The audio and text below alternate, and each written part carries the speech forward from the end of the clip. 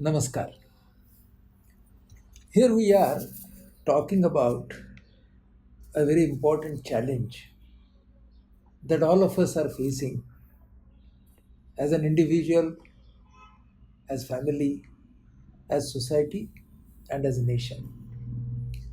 And that is the challenge which has been posed by a microorganism, a virus, corona. I remember in a very prominent pictorial language in this world, the very word crisis is made up of two separate words that individually mean danger and opportunity. In Hindi, it is said dhoka or moka. So, whenever anybody faces crisis, there is a lot of danger, but there are certain hidden opportunities even in that period of crisis. And it depends on what we call as effective coping, how we are going to be resilient about facing the danger and still looking at the opportunities which may be hidden at this point in time but can become apparent later. And that is why an issue is important, and that is emotional regulation. If we have emotional regulation, we would be facing the danger and discovering opportunities. So, what is emotional regulation? What is emotional hygiene? Media gives us a message: be cautious, don't panic. These are only words. How to differentiate these two emotions? One emotion is of concern and caution, and the other is of anxiety, of which panic is the most ultimate or most intense expression. So, what is the difference? Please understand that we all face, experience all these emotions. We experience concern and caution, we also experience anxiety, and some of us experience panic as well. So, let's see what is the difference. Let's talk about how do we look at a potential or imminent discomforting or painful consequence that we may have to face. Our mind sometimes looks at it as a possibility. Sometimes our mind looks at it as a probability. And sometimes our mind looks at it as a certainty. Now, whenever our mind looks at it as a possibility, our mind is better poised.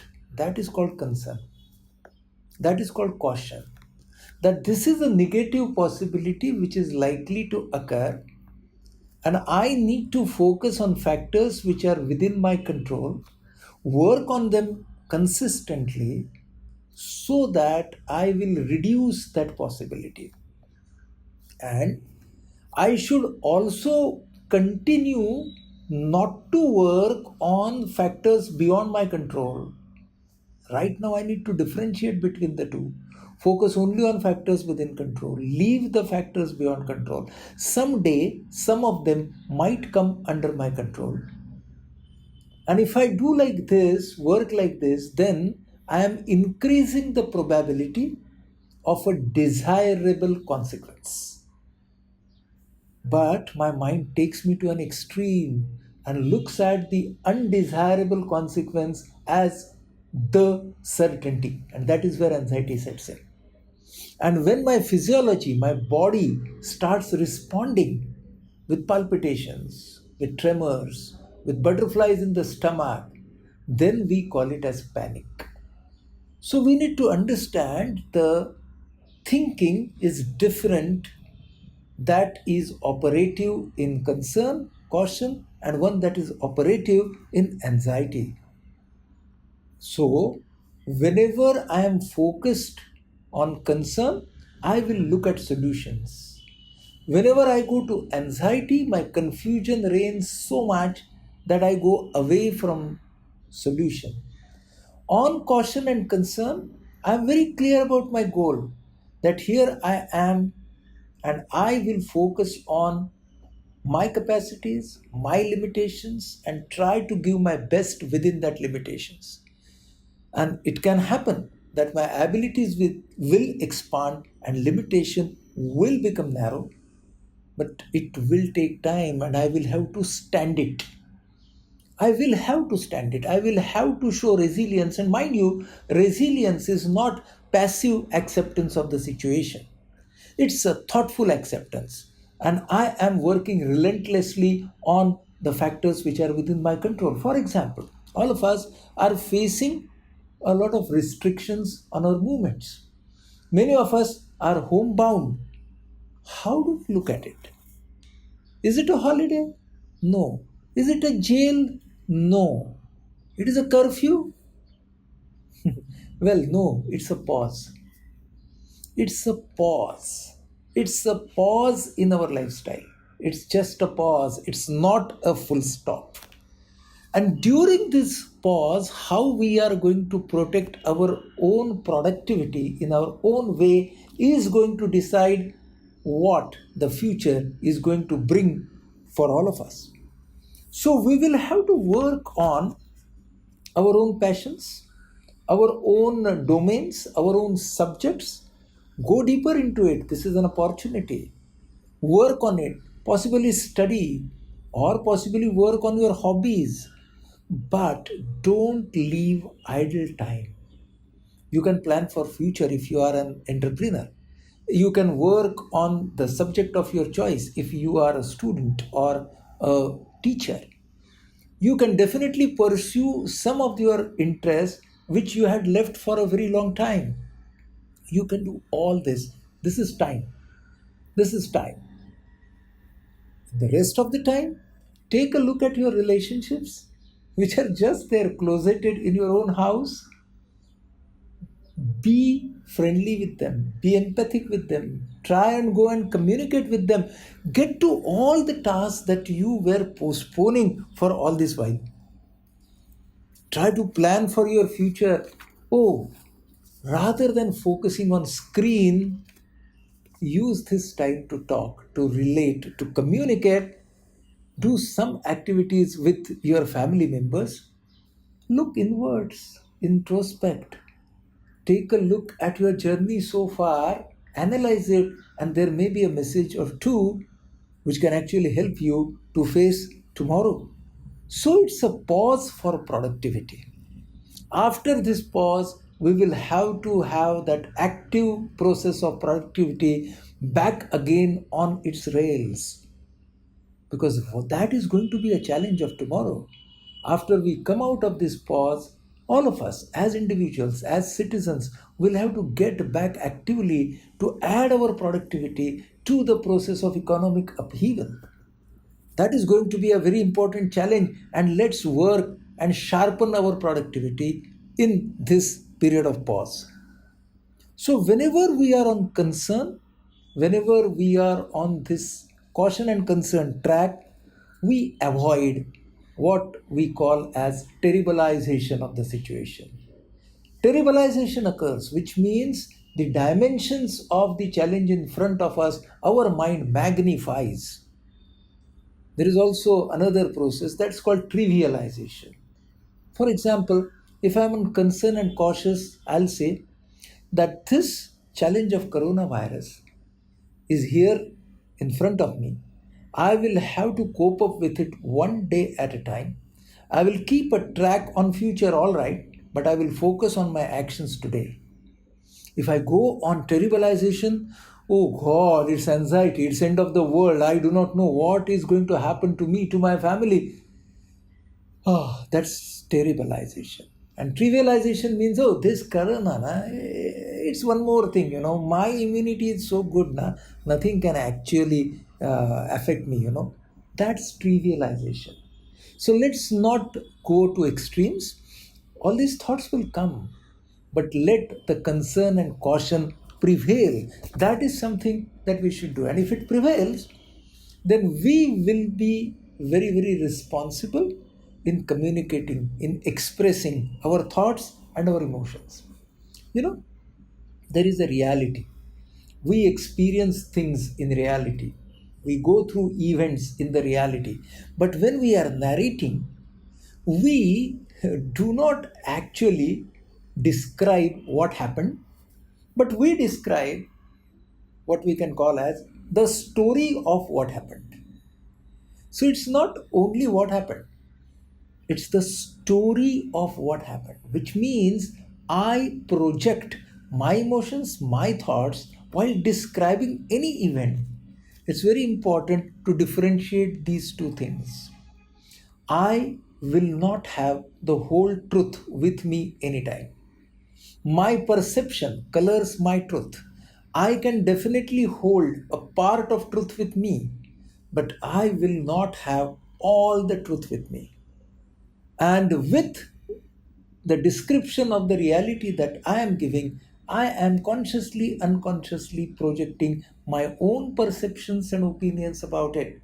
That consciousness is very important when I am using the words, writing the words, because misinterpretation of reality can give rise to rumors.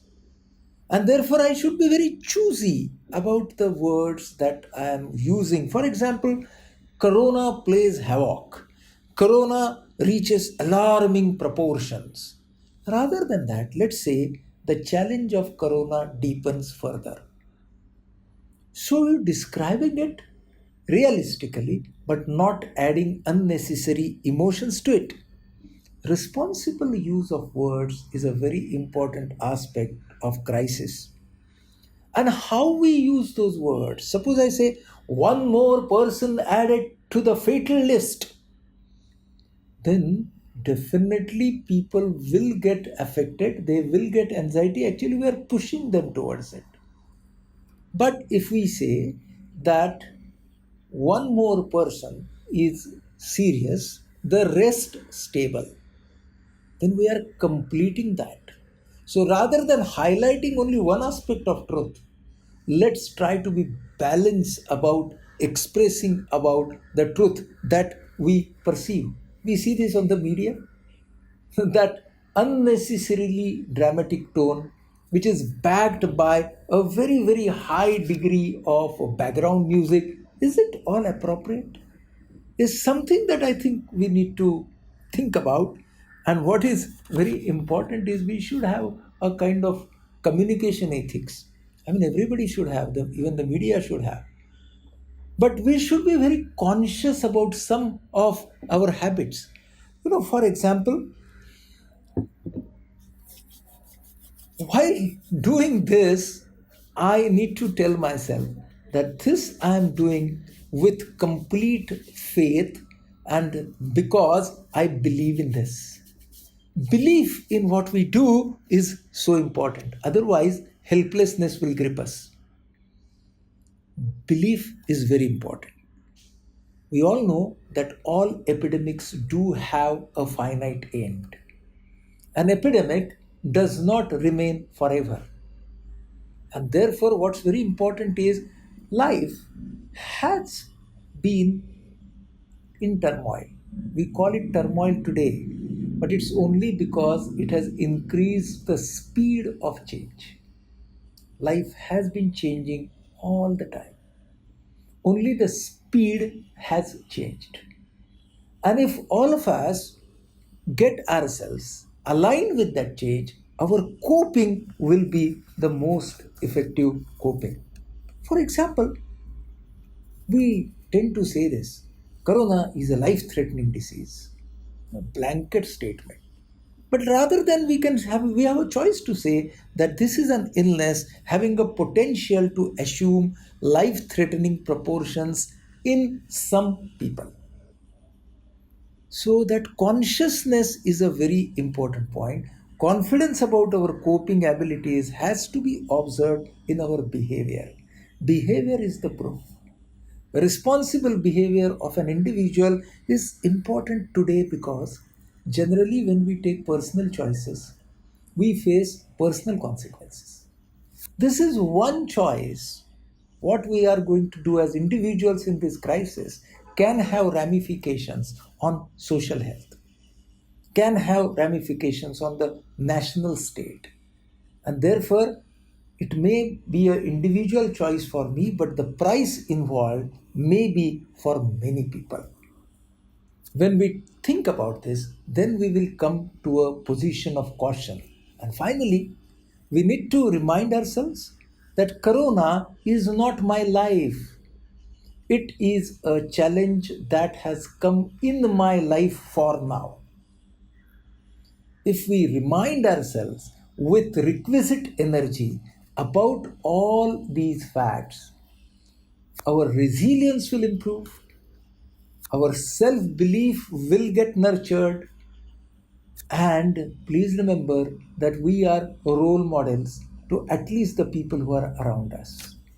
So we have a responsibility. Let's face that responsibility with seriousness, but let's look at the responsibility as an opportunity because we could emerge healthier from today for a better, productive, and happy tomorrow. Thank you.